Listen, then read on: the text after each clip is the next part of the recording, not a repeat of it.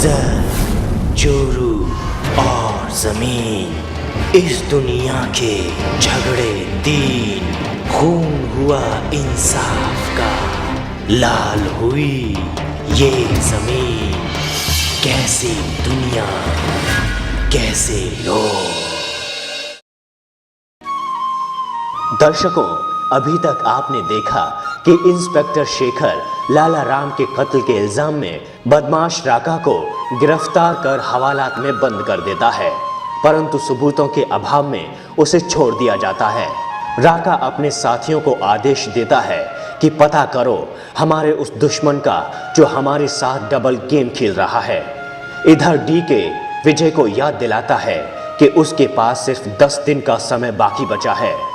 यदि वो मंदिर की जगह खाली नहीं करा सका तो अंजाम अच्छा नहीं होगा। विजय गहरी सोच में डूब जाता है। जमीन के कागजात इधर उधर ढूंढे जाते हैं। सुमित्रा उन्हें परेशान देख फाइल ढूंढ कर देती है, परंतु जब उसे ये मालूम होता है कि वो उसी मंदिर वाली जमीन की फाइल है जिसके बल पर वो उसे वापस लेना चाहते हैं, वो अपनी गलती पर बहुत पछताती है और प्रभु से क्षमा मांगती है। अब आगे।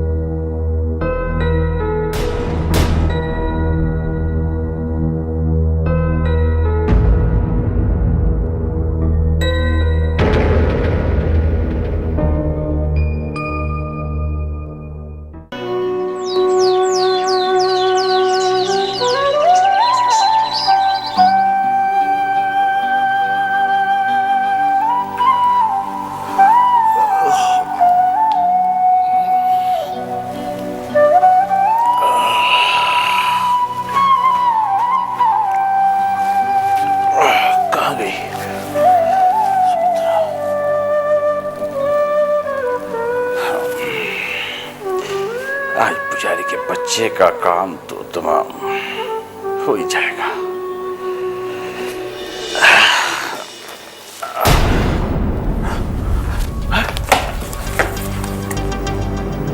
ये क्या?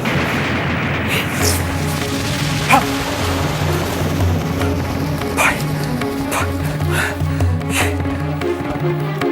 ये चोहे को उतर दी भाई। अब क्या होगा? अब क्या होगा? कुछ भी नहीं बचा इसमें। अब कैसे होगा? देखिए की धमकी, मंदिर का कब्जा, करोड़ों का नुकसान। अब क्या होगा? एक तो जरिया बचा था। चूहे को तो मैं सुमित्रा!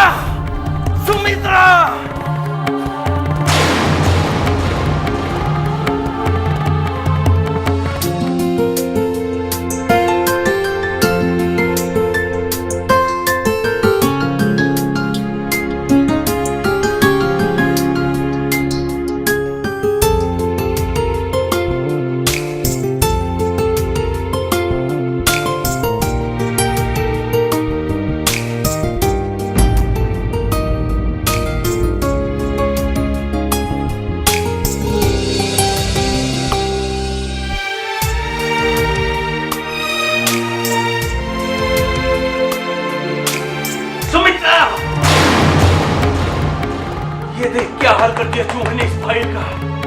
ये सब तेरी वजह से हुआ, तेरी वजह से। इतना मोटा नुकसान, अब क्या होगा हमारा? कैसे देंगे हम? क्या जवाब देंगे हम डीके साहब को? जब तुझे पता था इस घर के अंदर इतने सारे चूहे हैं, तूने क्यों नहीं मारा उनको? जी में तो आता है तेरा गला अपने हाथों से दबा दूं।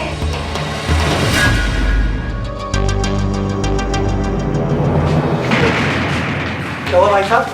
क्या हुआ? ये देख तूने पोस्टमार्टम कर दिया इस फाइल का।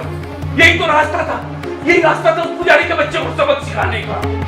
ये खत्म कर दिया। इसकी वजह से हुआ ऐसा, इसकी वजह से।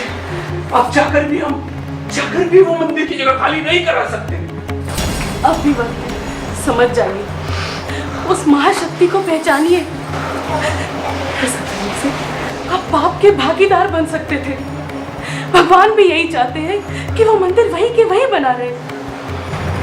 आप सर झुकाकर उनसे अपने पापों की क्षमा मांग लीजिए। प्रभु बहुत दयालु हैं, आपको क्षमा कर देंगे। और फिर देखना, ऐसा करने से आप सबकी काया पलट जाएगी।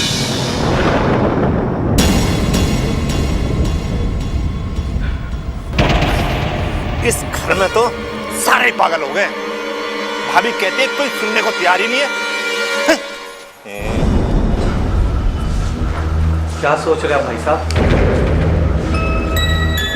सोच रहा हूं जिसको आज तक हम सब लोग पागल समझते रहे, उसकी बातों में कुछ ना कुछ दम तो जरूर है। क्या खाता है? चूहों ने फाइलों को कुतर दिया, इसमें भगवान का क्या चमत्कार हुआ? हाँ भैया, पिछले दिनों रवि की सारी किताबें चूहों ने कुतर डाली, टीवी के तार काट दिए, फिर एसी में भी घुस गए। अब भला इसमें भगवान का कौन सा चमत्कार हो गया? छी छी, ऐसा सोचना कि पागलपन नहीं है तो क्या है? सुना? कुछ भी कहो, लेकिन कोई न कोई चक्कर तो जरूर है। हमने छोटी सी मूर्ति वहां दबवाई, लेकिन वो बढ़कर इतनी बड़ी कैसे हो गई? कैसे हो गई बानू? और फिर डॉक्टर ने मिलकर के रिपोर्ट में यह घोषित कर दिया कि सुमित्रा कभी मां बन ही नहीं सकती। वो अचानक गर्भवती कैसे हो गई? और मुझे ये फाइल मिली। फाइल जाकर के मैंने रूम के अंदर रखी, जहां और भी बहुत सारी फाइलें रखी थी। चूहे ने आकर इसी फाइल को क्यों काटा? क्यों भानु? कोई न कोई चक्कर तो जरूर है जरूर कोई शक्ति जो हमको ये सब करने से रोक रही है। मुझे लगता है कि हम सबको ये ख्याल अब अपने दिमाग से निकालना पड़ेगा। मंदिर की जमीन वाला ख्याल अब दिमाग से निकालना पड़ेगा। क्या बात कर रहे हैं भाई साहब? आपको पता है अगर वो जमीन हाथ से निकल गई तो करोड़ों का नुकसान हो जाएगा। और फिर डीके साहब को क्या मुंह दिखाएंगे? अभी भी हमारे पास भाई साहब 10 दिन है ना? तो बस तो फिर अब तू ही सोच, तू ही समझ अब क्या करना है, कैसे करना है। मेरी समझ से तो सब कुछ बाहर चला गया। मुझे नहीं कुछ भी सूझ रहा है। क्या करूं, कैसे करूं? डीके साहब को क्या जवाब देंगे? कुछ नहीं समझ में आ रहा है। तू सोचो, कुछ सोचना जल्दी, नहीं तो बेबस होकर के वो एडवांस लौटाना पड़ेगा उनका। आप रहने दीजिए भाई साहब। अब जो भी करूंगा मैं करूंगा। उस पुजारी के बच्चे को उस जमीन से हटा दूंगा मैं। ठीक है बानू, अब तुम जो भी ठीक समझो करो।